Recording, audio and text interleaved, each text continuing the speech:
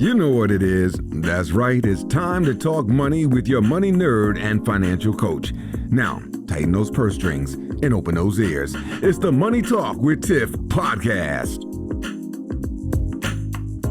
Hey everyone, and welcome to the Money Talk with Tiff podcast. So today I have Jasmine Beard on the line. She is the Chief Strategy Consultant of AJOY Consulting LLC, and also my very dear friend, sisterpreneur, and coworker occasionally. Jasmine is a native of North Carolina, and she holds a Bachelor of Arts in International Affairs and Development and a Bachelor of Arts in Spanish from UNCG. Go Spartans. In addition to being fluent in 4 languages, yes, you heard that right, 4, she spent several years leading and managing successful global and national projects with the Volvo Group and other Fortune 500 companies. She also has an extensive track record of enriching strategic operations for corporations and nonprofits. We have served on numerous boards together in this community. So thank you so much, Jasmine. I'm so glad that I finally have you on. Thank you for having me. I'm excited. This is awesome. Absolutely.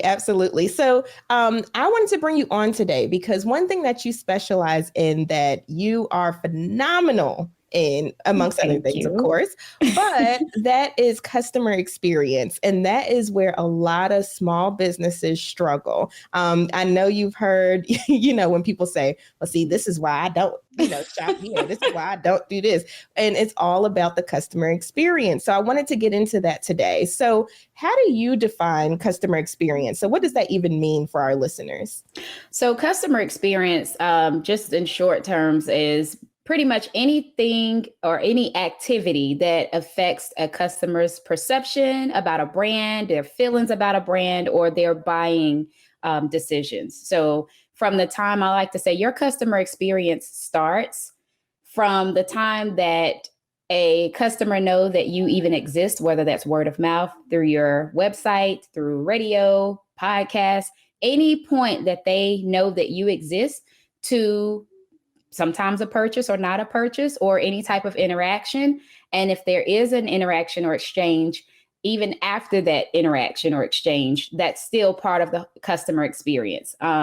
And from a strategy perspective, because I love strategy, I would also add that your customer experience really starts from the time that you decide who your customer is. So what do you want them to walk away when you're deciding to build your brand, when you're deciding the name of your company, what you're going to offer? That's when you need to start thinking about the customer experience. What do you want them to walk away from the time that the idea is in your mind that you're going to be in business? That is my favorite part of strategy, is beginning with the end in mind, and then everything should be intentionally driven from that concept. And that's a very interesting point. So I want to pause there for a minute, because a lot of people, when they're putting their product or service or whatever out there, they don't even think about who they're marketing to. I was one of those people when I first started. Right? Mm-hmm. And so to think about the customer experience from the moment you have the idea, I think that is a very novel and great advice for any starter entrepreneur, because you can waste a lot of time just trying to market to everyone when everyone is not your audience. So I love that. Thank you so much for bringing that up. Now, also, you also mentioned a good point as well, that the customer experience is your brand, pretty much. Yes, absolutely. So customer experience, as it relates to the brand, you want to think about the colors of your brand. How do those affect people? How does it affect their psyche? How does it affect their buying decisions, their moods, their feelings? How do people gravitate towards those colors? A perfect example, when I was deciding on what my brand colors were going to be, I focused on duality. Why? Because, again, part of my customer experience, I can be logical, and I can also be creative. So I can talk about the hard science and with the data and the hard, tangible conversations with clients, but also have the creative side that I very much enjoy as well. And so the colors reflect that duality. You're looking at the yin and the yang, or the as we say, and I'm using this term loosely, the feminine, the masculine. So my brand, it appeals to all of that. And then looking at what the colors mean, clairvoyance or sensuality, or the gentleness that's associated with the color coral, right? I want clients to feel comfortable when they interact with me. I want them to feel there's a connection there, deeper than just the fact that we're having a business transaction. And that's also evident in the passion for my business, in the passion that I have for working with my clients, which is also one of my core values. And then the blue represents trust, solidarity, and it's also a color that's often associated with business. So that's one of the things that when I look at customer experience, I want clients to get that feeling that, yes, this is a brand that I can trust, but this is also a brand that's approachable, that cares about not only how they do business, but they also care about their clients winning or care about me as a client, and they can feel that in everything that's done. And again, just the name itself, it's a joy doing what we do, and we strive to be a joy to do business with.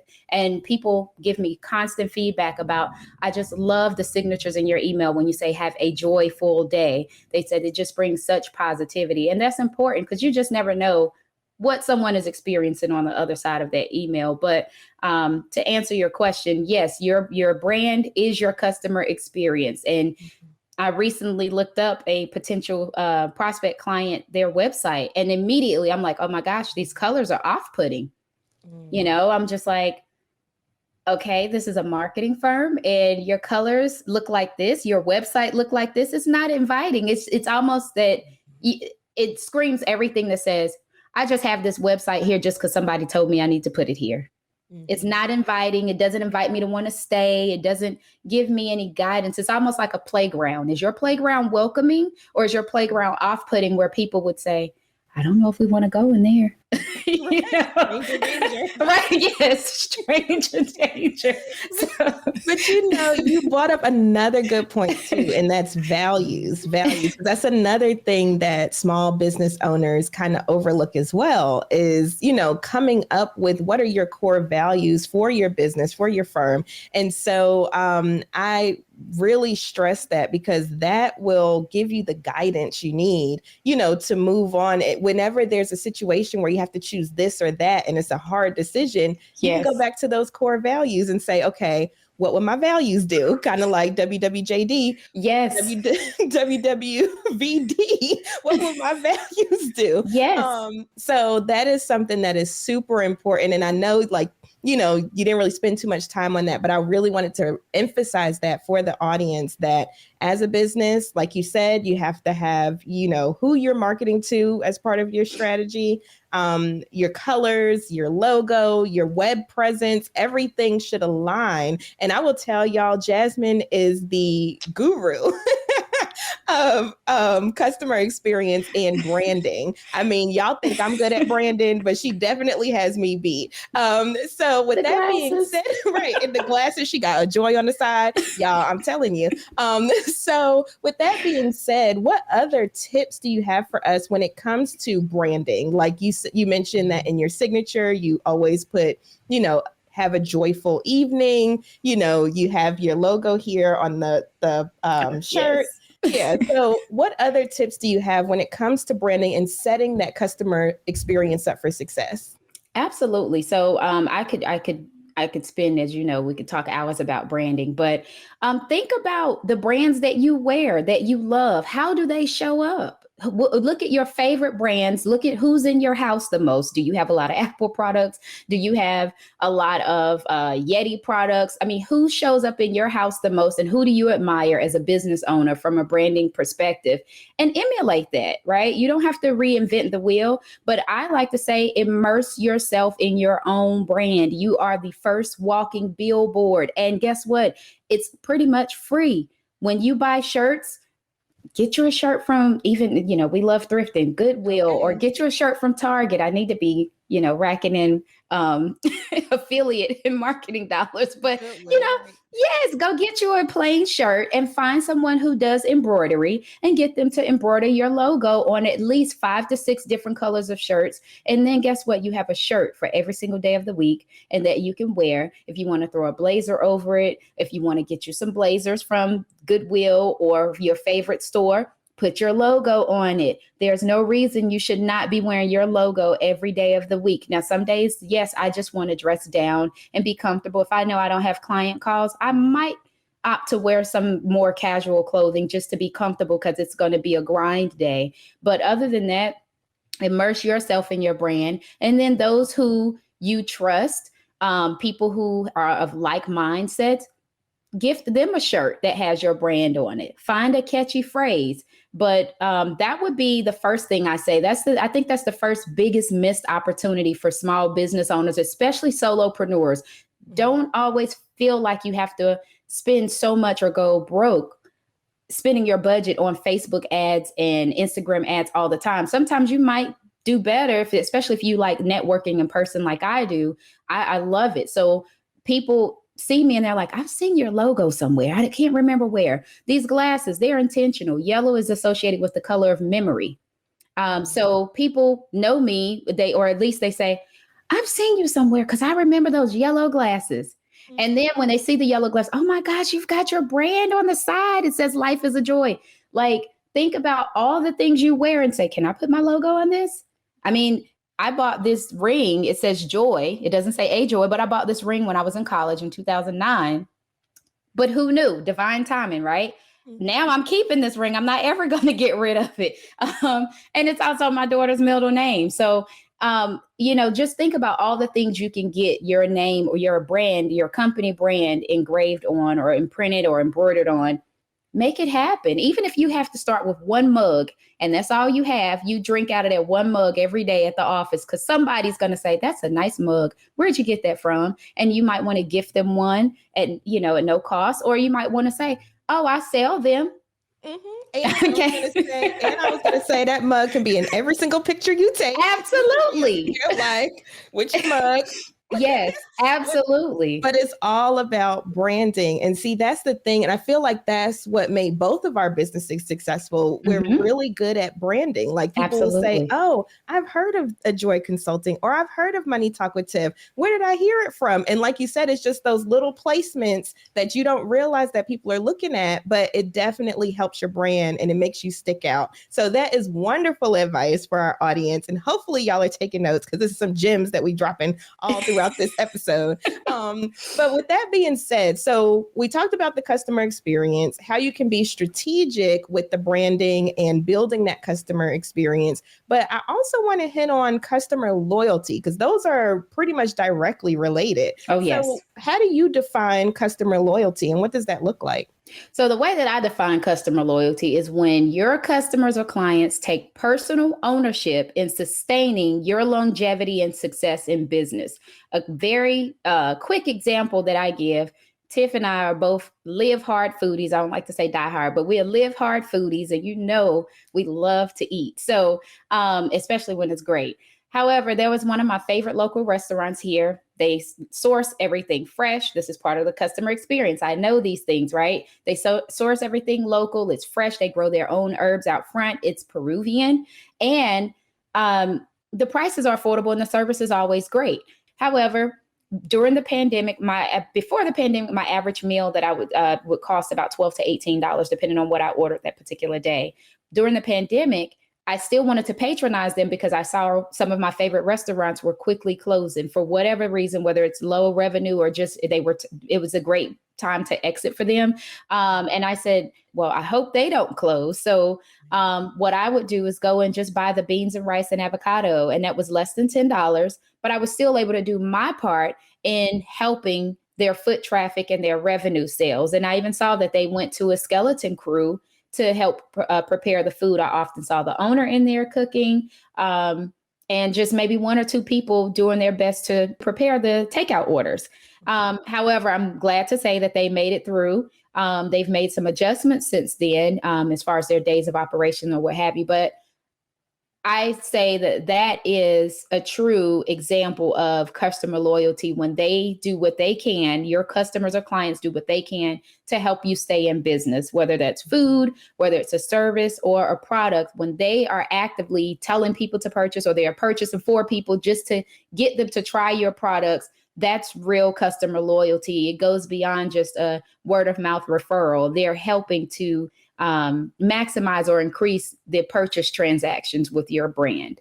Right. And I want to just pause there for a minute because I just want to hit home some of the points of your story. And the first one is, since that restaurant focused on their customer experience from the get-go, before any, pandemic or anything happened, they were always about their customer experience. They had already built that loyalty with you and probably other customers around the community. So that way, when they hit rough times, because as entrepreneurs, you will always have rough times. Oh, absolutely. Let's keep that in mind. But even when they hit rough times, it was those loyal customers that still push them through, even when their service had to diminish just a little bit, maybe with the different hours or the way they did things. Those loyal customers were still there to take them through the rough patch. And so I wanted to emphasize that point that whenever you're doing business, always think about your customer experience. And in that way, the customers will actually keep your business going.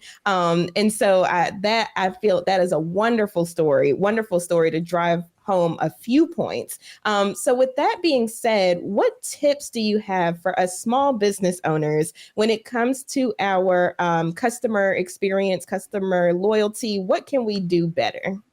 Okay, so there's a few things I just, jotted a couple of tips just to make sure I don't leave anything on the table. Wait, Jazz, hold on.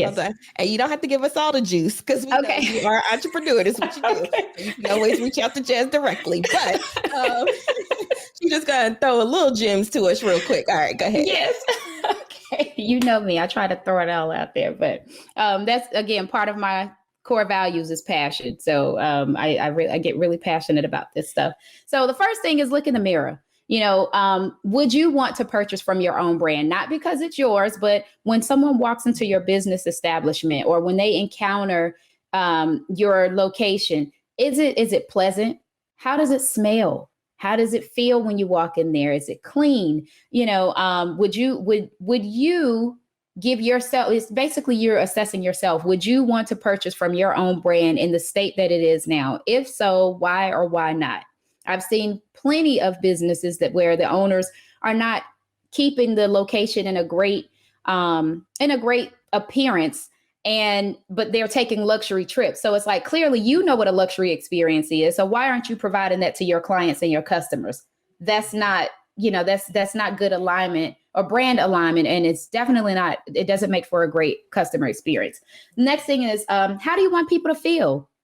Again, that's part of that beginning strategy. I want people to feel like it's a joy to do business with me and my brand. So how do I do that? What ways can I appeal to their senses, to their emotions, to what they think, to what they say, to what they see? And thankfully, the feedback is typically in alignment with what I want to exude from my brand and just from me as a person to another person, because I always say business is personal. No matter how automated we are, people still do business with people. Mm-hmm.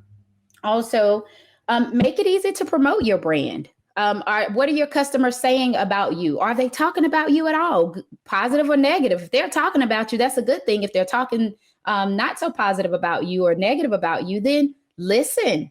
I just, did a recent presentation about the importance of customer experience and strategy. That is where the gold is. If you're not taking on that customer experience feedback, if you're not asking your customers, how do they feel when they come into your establishment or they experience your service? If you're not asking them what would have improved and why they spend money with you or why they don't spend money with you, is the immediate gold nugget as to why certain businesses thrive over others. So if you're not asking them why they gave you a 9 or a 10 or a 4 or 5 or a 2, then you're doing yourself a disservice. Everybody can't take hard news or unfavorable feedback, but it's your best friend. I promise you, when I was in corporate America, that was like the key to success for us a lot of times. And we found that some of the feedback that was negative was small and quick fixes and were sustainable. That's the key. It was sustainable as well. So, again, making it easy for your customers to promote you. And by doing that is giving them a stellar experience, whatever that looks like, and also leveraging what you can within your wheelhouse. Mm-hmm. The next thing is is your passion evident in your business? Are you doing You it for can the money? Or are you doing it for the passion? Absolutely. Because burnout is real, and you can experience burnout whether it's for passion or money. But when it's for passion, you can sustain much longer than you can for money.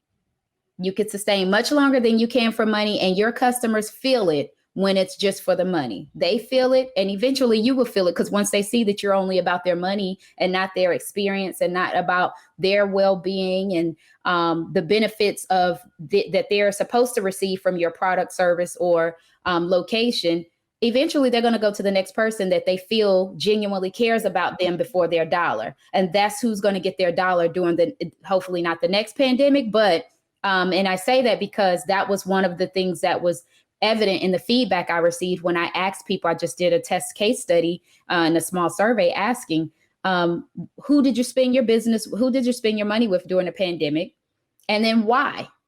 And it wasn't always because it met a basic need like food or things of that sort. A lot of times it was because they knew the person or had a relationship with them, or the service was great and they loved what the brand was about. They loved the brand's mission, especially those in the nonprofits that got much more recognition, or that were, and I wouldn't even say recognition, but that were more supported by the community throughout the pandemic when things shut down, were those that were out here doing it because that's what they do. And it wasn't just the larger nonprofits with the biggest purse. It was also the small nonprofits that people saw. They were consistently out here at the parks helping those who didn't have a home to go to. They were consistently out here making sure who children did not go to, consistently out here making sure that the children who didn't have food at home because school was shut down, making sure they had at least 1 to 2 meals a day. And so that's another key to being as a business owner, period, no matter how small or large you are, being visible and consistent, but also genuinely visible and consistent. Now, I would like to say, don't do it just for pictures and articles. We're not out here shaking hands and kissing babies. Right. Actually make a difference. Yes. Absolutely. Mm-hmm. So, did you have? Yes, I got 3 more. Okay. Do you have the right team and culture? That's important. Your passion and your brand, your passion for what you do has to be evident, not just in you, but in those that are around you. A small team of 3 or 4 that are passionate about what they do is always going to be more powerful than a team of 10 to 15, because those other 10 or 11 that you add to your team, if they're not passionate, they will kill business quicker than you can imagine. Yes, we actually have a saying in HR: one bad hire can kill the whole business. Absolutely. Absolutely. Mm-hmm. So when they say one monkey doesn't stop the show, well, in business, it surely can, because we all have a business we can name. And we could say, oh my gosh, that customer rep was so horrible, or that cash register. And then we remember their names because for some reason, we remember negative experiences more than we do positive. So you can go and say, oh, Jane Doe was so rude at that restaurant, I won't ever go back there. They don't say, well, when she leaves, I'll go back. I won't go back there because she was rude.